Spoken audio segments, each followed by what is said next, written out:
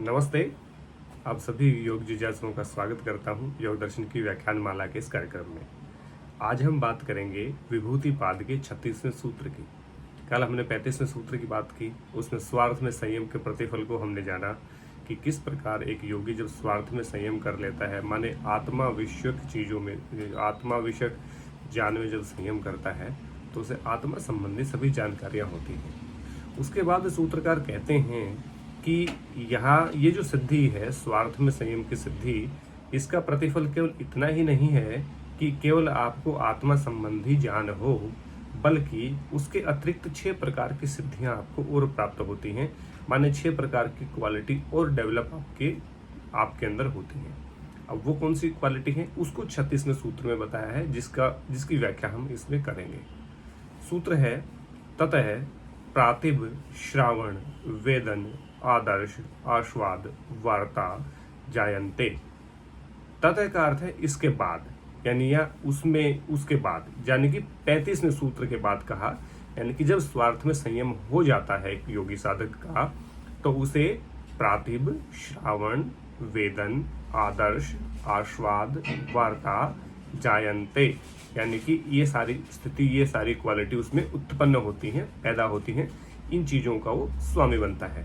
अब प्रातिभ क्या है, श्रावण क्या है, वेदन क्या है, आदर्श क्या है, आस्वाद क्या है और वार्ता क्या है, इसको जानने के बहुत आसान है।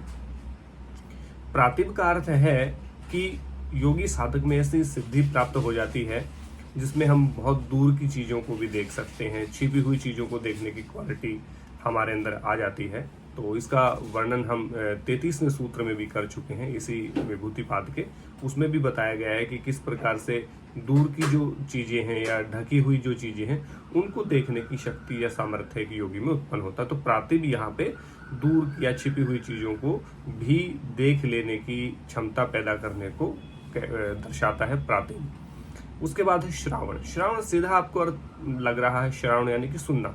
तो योगी साधक को सुनता तो सबको है वैसे भी, लेकिन योगी साधक यहाँ पे जो सूक्ष्म शब्द हैं या दिव्य शब्द जिनको हम कहें, उनको सुनने की क्षमता रखता है, जिसको नाथ परंपरा में या हठयोग परंपरा में हम कहें जो नाद होता है। तो नाद को सुनने की जो क्षमता है वो भी पैदा होती है। श्रावण के बाद कहा वेदन। वेदन का अर्थ है दिव्य स्पर्श का अनुभव, माने जो उसकी त्वचा है वो दिव्य स्पर्श का अनुभव कर पाती है। उसके बाद कहा आदर्श, यानी कि वो दिव्य चीजों को देख सकता है, उसकी देखने की जो क्षमता है, नेत्रों की जो क्षमता है वो विकसित हो जाती है। उसके बाद कहा आस्वाद। आदर्श के बाद कहा आस्वाद। आस्वाद का अर्थ है जिह्वा से, यानी कि वो दिव्य रस को पहचान लेता है, दिव्य रस को चखने की, दिव्य रसों को, जो दिव्य रस हैं उनको वो महसूस करता है, फील करता है। उसके बाद कहा वार्ता। वार्ता का अर्थ है जो दिव्य गंध होती है, उस गंध को भी सूंघने की उसकी क्षमता विकसित होती है। तो माने 5 जो हमारी ज्ञानेंद्रियां हैं, उन ज्ञानेंद्रियों के जो विषय हैं वो होते हैं। और एक यहाँ पे आपको याद रखने की चीज है कि दूर की और ढकी हुई चीजों को देखने की क्षमता एक योगी में पैदा होती है। ये यहाँ पे कहा गया है सूत्र में। उसका है प्रातिभ। प्रातिभ के बाद श्रावण यानी कि दिव्य शब्दों को सुनना। आदर्श का मतलब है, वेदन का मतलब है दिव्य स्पर्श को महसूस करना त्वचा से। पहली चीज होती है आपकी, जो श्रावण है वो कानों का है, जो वेदन है वो आपकी त्वचा का विषय है। उसके बाद आप आदर्श है जो आंखों का विषय है। उसके बाद आस्वाद है वो आपकी जिह्वा का विषय है, और जो वार्ता है वो आपकी नासिका का विषय है। तो 5 प्रकार की इंद्रिय हैं, उनके विषय मैंने आपको बताए। जायन्ते यानी कि उत्पन्न होती हैं, ये सूत्र है। तो आशा करता हूँ आपको ये सूत्र समझ आया होगा। बहुत छोटा सूत्र है, और ये पुरुष में यानी कि स्वार्थ में संयम करने से ही इस प्रकार की क्वालिटी डेवलप होती है, ये सूत्रकार कहते हैं। तो आशा करता हूँ 36वें सूत्र को आपने ठीक से जाना होगा, यानी कि प्रातिभ श्रावण वेदन आदर्श आस्वाद और वार्ता, ये 6 प्रकार की सिद्धियां और उत्पन्न होती हैं एक योगी में, यानी कि स्वार्थ में संयम करने से। यहाँ प्रातिभ को छोड़ दे तो 5 ज्ञानेंद्रियों का ही विषय है।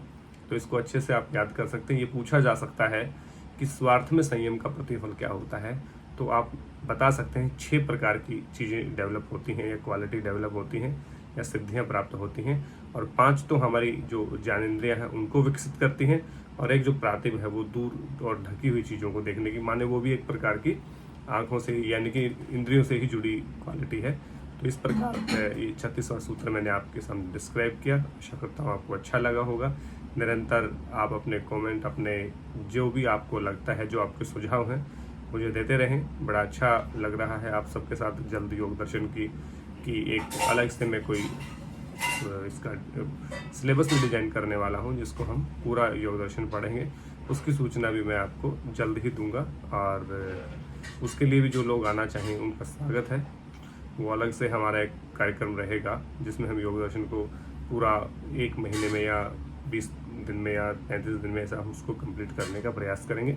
उसकी जानकारी शीघ्र ही आपको दूंगा। उस बैच हम शुरू करेंगे ऑनलाइन ही, जो पर्सनल उसमें एक तरह से हम उसमें पढ़ाएंगे आप लोगों को।